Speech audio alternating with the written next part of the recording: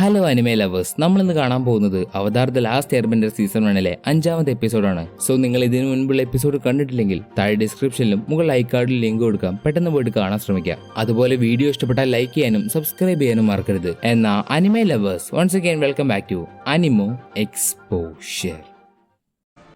The Avatar.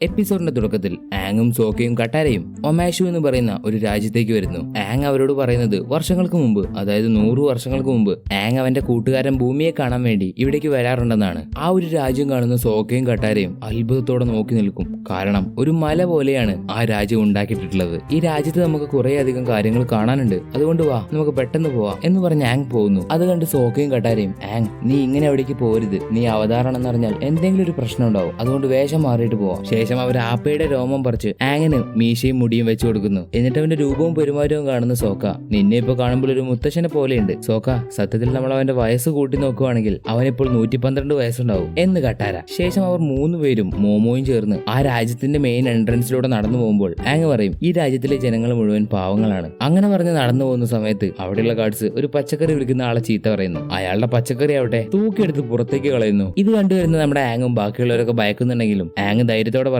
പതിയെ എന്റെ പുറകിലൂടെ വാ, എല്ലാം ഞാൻ നോക്കിക്കോളാം. അങ്ങനെ അവർ ഗാർഡ്സിന്റെ അടുത്ത് എത്തിയതും ഉടനെ അതിലുള്ള ഒരു ഗാർഡ് ആങ്ങിന്റെ തലയുടെ മുകളിലായിട്ട് ഒരു വലിയ കല്ല് നിർത്തുന്നു. നിങ്ങളൊക്കെ ആരാ, എന്താ നിങ്ങൾക്ക് ഇവിടെ ജോലി എന്നാ ഗാർഡ് ചോദിക്കുന്നു. എടാ ചെറിയ പയ്യ, നീ ആരോടാ ചോദ്യം ചോദിക്കുന്നു എനിക്കറിയോ, എന്റെ ജോലി ഞാൻ ചെയ്യാൻ വന്നിട്ടുണ്ടെങ്കിൽ അത് ഞാൻ ചെയ്തിട്ട് പോകും, അല്ലാതെ നിന്നോട് പറയേണ്ട ആവശ്യമില്ല എന്നൊക്കെ ആങ് പറയുന്നത് കേട്ട് അമ്മാവാ ക്ഷമിക്കണം, എന്നാ നിങ്ങളുടെ പേരെന്ന് പറയൂ. എന്റെ പേര് ബോൺസോ പിപ്പൻ പാഡിൽ ഓപ്സിക്കോ പോലീസ്. പുറകിലുള്ള 2 പേരും എന്റെ പേരക്കുട്ടികളാണ്, എങ്കിൽ നിങ്ങൾക്ക് 3 പേർക്കും ഒമാഷുവിലേക്ക് സ്വാഗതം എന്ന് പറഞ്ഞ് അവരെ രാജ്യത്തേക്ക് കടത്തിവിടുന്നു. പക്ഷെ അവർക്ക് പോകാൻ ഒരു ഗേറ്റോ കാര്യങ്ങളോ ഒന്നും ഉണ്ടാവില്ല. പെട്ടെന്ന് അവർക്ക് മുൻപിലുള്ള ചുമര് 2ആയി മാറുന്നു. അങ്ങനെ ഒമാഷുവിലേക്ക് കയറാൻ അവർക്ക് ഇപ്പോൾ ഒരു എൻട്രൻസ് ഉണ്ടായി. അവിടുത്തെ കാര്യങ്ങൾ മുഴുവൻ ഇതുപോലെ എർത്ത് വെൻഡിങ് യൂസ് ചെയ്തിട്ടാണ് ചെയ്യുന്നത്. ഇപ്പോൾ ഗേറ്റ് തുറന്നു വന്നതുപോലെ അവർക്കൊരു ഡെലിവറി സിസ്റ്റം ഉണ്ട്. അതായത് അവർക്ക് വേണ്ട പച്ചക്കറികളും സാധനങ്ങളും എന്തും ആവട്ടെ അത് ട്രെയിൻ പോലെയുള്ള ഒരു സാധനത്തിൽ കയറ്റി എർത്ത് വെൻഡിങ് യൂസ് ചെയ്ത് ഒരു പാത്തിലൂടെ കൊണ്ടുപോയി മുകളിലേക്ക് താഴത്തേക്ക് കൊണ്ടുവരുന്നു. പക്ഷെ ഈ ഒരു ട്രാക്ക് ഇതിന് മാത്രമല്ല ഉപയോഗിച്ചിരുന്നത്. പണ്ട് ആങ്ങും അവന്റെ ഫ്രണ്ട് ഭൂമിയും ഈ ട്രാക്കിൽ കയറി റൈഡ് ചെയ്തിട്ടുണ്ട്. പക്ഷെ അതൊക്കെ 100 വർഷങ്ങൾക്ക് മുമ്പ്. എന്നാൽ കട്ടാരയും സോക്കയും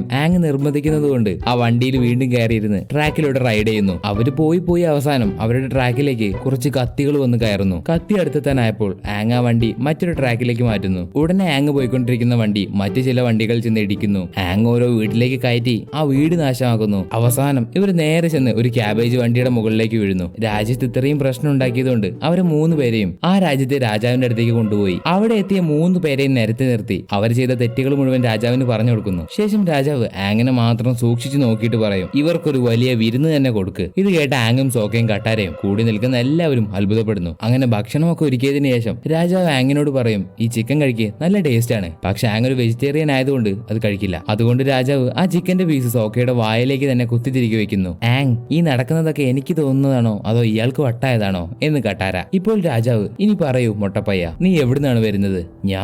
ഞാൻ കങ്കാരു ഐലൻഡിൽ നിന്നാണ് വരുന്നത്. ഓ കങ്കാരു ഐലൻഡ് ആണല്ലേ, നിങ്ങൾ പറഞ്ഞ തമാശ കേട്ട് എനിക്ക് ക്ഷീണം വരുന്നു, ഞാനൊന്ന് പോയി കിടക്കട്ടെ എന്ന് പറഞ്ഞ് രാജാവ് പോവാൻ നിൽക്കുന്ന സമയത്ത് പെട്ടെന്ന് അവിടെയുള്ള ചിക്കന്റെ പീസ് എടുത്ത് ആങ്ങിന്റെ നേരെ എറിയുന്നു. ആങ് അത് അവന്റെ എയർബെൻഡിങ് യൂസ് ചെയ്ത് പിടിച്ചു നിർത്തും. ഇത് കണ്ട് എല്ലാവരും അത്ഭുതത്തോടെ നിൽക്കുന്നു. ഇപ്പോൾ നമുക്കിടയിൽ ഒരു എയർബെൻഡർ ഉണ്ട്. വെറും എയർബെൻഡർ അല്ല, ഒരു അവതാർ. മിസ്റ്റർ ഓപ്സിക്കോ പോലീസ്, നിങ്ങൾക്ക് ഇനി എന്താണ് പറയാനുള്ളത് എന്ന് രാജാവ്. ശരി, ഞാൻ സമ്മതിച്ചു, ഞാനാണ് അവതാർ. ഈ ലോകത്തെ രക്ഷിക്കാൻ ഞാനാണുള്ളത്. അതുകൊണ്ട് ഇവിടെ മുഴുവൻ ഞാൻ ഫയർ ബെൻഡേഴ്സ് ഉണ്ടോന്ന് തെരഞ്ഞു. പക്ഷേ ഇവിടെ ഫയർ ബെൻഡേഴ്സ് ഇല്ല എന്നിങ്ങനെയൊക്കെ പറഞ്ഞ് ആങ് കട്ടാരയും സോക്കയും എടുത്ത് അവിടെ നിന്ന് പതുക്കെ പോവാൻ നിൽക്കുമ്പോൾ അവിടുത്തെ ഗാർഡ്സ് അവരെ തടയുന്നു. ഹേ അവതാർ, നാളെ നിങ്ങൾക്ക് ഒരു 3 വലിയ ചലഞ്ച് ഉണ്ട്. അതുകൊണ്ട് ഇവരെ 3 പേരെയും ഒരു മുറിയിലേക്ക് കൊണ്ടുപോകും എന്ന് രാജാവ്. അങ്ങനെ ഗാർഡ്സ് അവരെ 3 പേരെയും ഒരു വലിയ ഭംഗിയുള്ള റൂമിലേക്ക് കൊണ്ടുപോയി ആക്കുന്നു. അവിടെ എത്തുന്ന അവര് ഇനി അവിടെ കിടന്നിട്ട് കാര്യമില്ല, നമുക്ക് എങ്ങനെയെങ്കിലും രക്ഷപ്പെടണം എന്ന് പറഞ്ഞു നിൽക്കുമ്പോൾ ആങ് അവിടെയുള്ള എയർ ഹോൾസ് കാണുന്നു. പക്ഷെ അത് തീരെ ചെറുതാണ്. അവർക്ക് പോകാൻ കഴിയില്ലെങ്കിലും പോകാൻ കഴിയുന്ന ഒരാൾ അവരുടെ കൂടെയുണ്ട്, മോമോ. ഭക്ഷണമൊക്കെ കഴിച്ച് വയറ് വലുതാക്കി കിടക്കുന്ന മോമോയെ പിടിച്ച്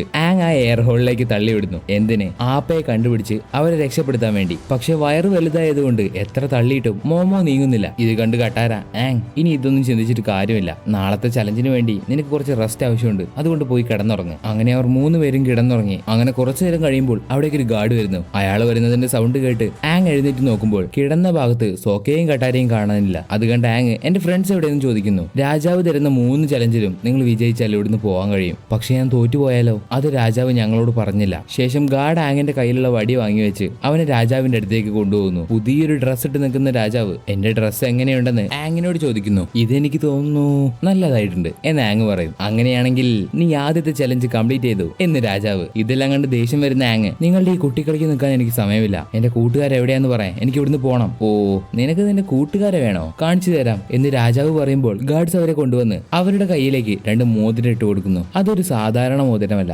ജനാമൈറ്റ് ക്രിസ്റ്റൽസ് കൊണ്ട് ഉണ്ടാക്കിയ ആ മോതിരം സമയം പോകുന്നതിനനുസരിച്ച് അത് ഇട്ട ആളുടെ കയ്യിൽ വളർന്നു വലുതായി അവരെ മുഴുവനായി കവർ ചെയ്ത് അവർ മരിക്കും. ഇത് കണ്ട് ഒരു വഴിയില്ലാതെ ആങ് രാജാവിന്റെ ചലഞ്ച് അക്സെപ്റ്റ് ചെയ്യും. ആങ്ങിനുള്ള ആദ്യത്തെ ചലഞ്ച് രാജാവിന്റെ ലഞ്ച് ബോക്സിന്റെ കീ കണ്ടുപിടിക്കണം. അതിപ്പോഴുള്ളത് ഒരു വെള്ളച്ചാട്ടത്തിന്റെ ഒത്ത നടുക്ക് കെട്ടി തൂക്കിയിട്ട രീതിയിലാണ്. അതിന്റെ ചുറ്റും ഒരുപാട് ഷാർപ്പായിട്ടുള്ള കല്ലുകളും ഉണ്ട്. എന്തൊക്കെയായാലും രണ്ടും കൽപ്പിച്ച് ആങ് ആ കൂർത്ത കല്ലിലൊക്കെ ചവിട്ടി ആ വെള്ളച്ചാട്ടത്തിലേക്ക് ചാടുന്നു. പക്ഷെ കാണുന്നത്ര എളുപ്പമല്ല കാര്യങ്ങൾ. ആ വെള്ളച്ചാട്ടത്തിന് ഒടുക്കത്തെ ഫോഴ്സ് ആണ്. അങ്ങനെ ആ ഫോഴ്സിൽ തട്ടി ആങ് തെറിച്ചു പോകുന്നു. അങ്ങനെ ആങ് രണ്ടാമത്തെ തവണ ട്രൈ ചെയ്യുമ്പോഴും തെറിച്ചു പോകുന്നു. മൂന്നാമത്തെ പ്രാവശ്യം ആങ് എന്തോ പ്ലാൻ ചെയ്ത് അവിടെയുള്ള ഒരു കൂർത്ത കല്ല് പറിച്ചെടുക്കും. എന്നിട്ടത് ആ കീയുടെ നേരെ എറിയും. അതിന്റെ കൂടെ തന്നെ വെള്ളത്തെ തട്ടി മാറ്റിക്കൊണ്ട് അവന്റെ എയർ ബെൻഡിങ് ചെയ്യും. അങ്ങനെ അവിടെയുള്ള വെള്ളത്തിന്റെ ഫോഴ്സ് പോകുമ്പോൾ ആങ് പുറകിൽ എറിഞ്ഞ കല്ല് ആ കീയിൽ കുടുങ്ങി അത് രാജാവിന്റെ അടുത്തേക്ക് എത്തുന്നു. ആദ്യത്തെ ചലഞ്ച് തീർന്നതുകൊണ്ട് എന്റെ ചലഞ്ചൊക്കെ തീർന്നില്ലേ, മര്യാദയ്ക്ക് എന്റെ ഫ്രണ്ട്സിനെത്താ, എനിക്ക് ഇവിടുന്ന് പോകണം. ഏയ് പറ്റില്ല, നീ എനിക്ക് ഒരു ഹെൽപ്പ് കൂടെ ചെയ്തു തരണം. അതായത് നീ എനിക്ക് എന്റെ പെറ്റ് ഫ്ലോപ്സിയെ കണ്ടുപിടിച്ച് തരണം. ആങ് അതിനെ പെട്ടെന്ന് തന്നെ കണ്ടുപിടിക്കുന്നുണ്ട്. പക്ഷേ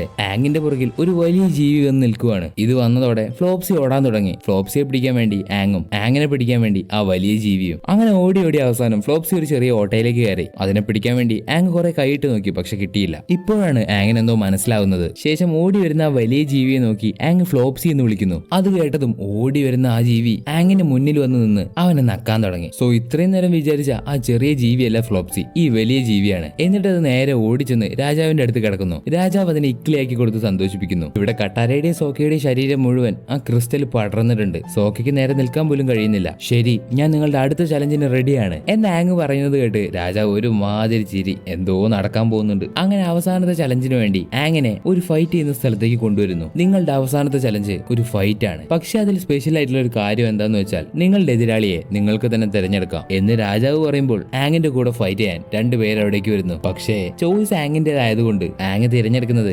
രാജാവിനെയാണ്. കാരണം ഇത്രയും വയസ്സുള്ള ഒരാളെ 2 അടി കൊടുത്ത് തോൽപ്പിക്കാമെന്ന് ആങ് വിചാരിച്ചു. ഇപ്പോൾ ആങ്ങിന്റെ മറുപടി കേട്ട രാജാവ് നീ തെറ്റായ ആളെയാണടാ തിരഞ്ഞെടുത്തത് എന്ന് പറഞ്ഞ് അദ്ദേഹത്തിന്റെ ഡ്രസ്സ് അഴിച്ചു മാറ്റുമ്പോൾ ആങ് തന്നെ ഞെട്ടിപ്പോകുന്നു. കാരണം അദ്ദേഹത്തിന്റെ മുഖം മാത്രമേ വയസ്സായിട്ടുള്ളൂ. ബോഡി ഇപ്പോഴും പ്യുവർ ഗോൾഡ് ആണ്, പ്യുവർ ഗോൾഡ്. ശേഷം അദ്ദേഹം ആദ്യം തന്നെ എർത്ത് ബെൻഡിങ് യൂസ് ചെയ്ത് ആങ്ങിനെ അടിച്ചു തെറിപ്പിക്കുന്നു. നീ എന്താ വിചാരിച്ചത്, ഒരു വയസ്സായ കിഴവനെ നിനക്ക് അങ്ങ് അടിച്ചു തോൽപ്പിക്കാൻ പറ്റുമെന്നോ? പക്ഷെ നിനക്ക് തെറ്റി. കാരണം നീ കണ്ടതിൽ ഏറ്റവും വലിയ എർത്ത് ബെൻഡറാണ് ഞാൻ. ഇപ്പോഴാങ്ങിന് അവന്റെ വടി തിരിച്ചു കൊടുക്കുന്നു. എന്നിട്ട് ഫൈറ്റ് ചെയ്യാൻ പറയും. അങ്ങനെ അവർക്കിടയിൽ ഒരു വലിയ ഫൈറ്റ് നടക്കും. രാജാവ് ആങ്ങിന് നേരെ ഒരുപാട് പാറക്കഷ്ണങ്ങൾ എടുത്ത് എറിയുന്നുണ്ടെങ്കിലും അതിൽ നിന്നൊക്കെ ഒഴിഞ്ഞു മാറി ആങ് രാജാവിനെ അറ്റാക്ക് ചെയ്യാൻ നോക്കും. പക്ഷെ രാജാവിന്റെ മുൻപിൽ അതൊക്കെ ചെറിയ ചെറിയ അറ്റാക്കുകൾ. അങ്ങനെ ഇവർ മാറ്റി കുറെ ബെൻഡിങ് യൂസ് ചെയ്ത് അങ്ങോട്ടും ഇങ്ങോട്ടും ഫൈറ്റ് ചെയ്യുന്നതിന്റെ അവസാനം രാജാവ് അവിടെയുള്ള സ്റ്റേജ് തന്റെ മുഴുവൻ പവർ ഉപയോഗിച്ച് പൊക്കിയെടുക്കുന്നു. ഇത് കണ്ട് തരിച്ചു നിൽക്കുന്ന ആങ് ഇനി നിന്നിട്ട് കാര്യമില്ല, ഒരു കൗണ്ടർ അറ്റാക്ക് കൊടുക്കണം എന്ന രീതിയിൽ നിന്ന് അടുത്ത് തന്നെ നിന്ന് കറങ്ങി ഒരു ചുഴലിക്കാറ്റ് ഉണ്ടാക്കിയെടുക്കുന്നു. ഇപ്പോൾ രാജാവ് ആങ്ങിന് നേരെ ആ വലിയ പാറ എറിയുമ്പോൾ അത് ചുഴലിക്കാറ്റിൽ പെട്ട് തിരിച്ച് രാജാവിന്റെ നേർക്ക് തന്നെ വരുന്നു. പക്ഷെ രാജാവിന് അതൊക്കെ ചെറിയ കാര്യം. ആ കല്ല് 2 കഷ്ണമാക്കി മാറ്റുന്നു.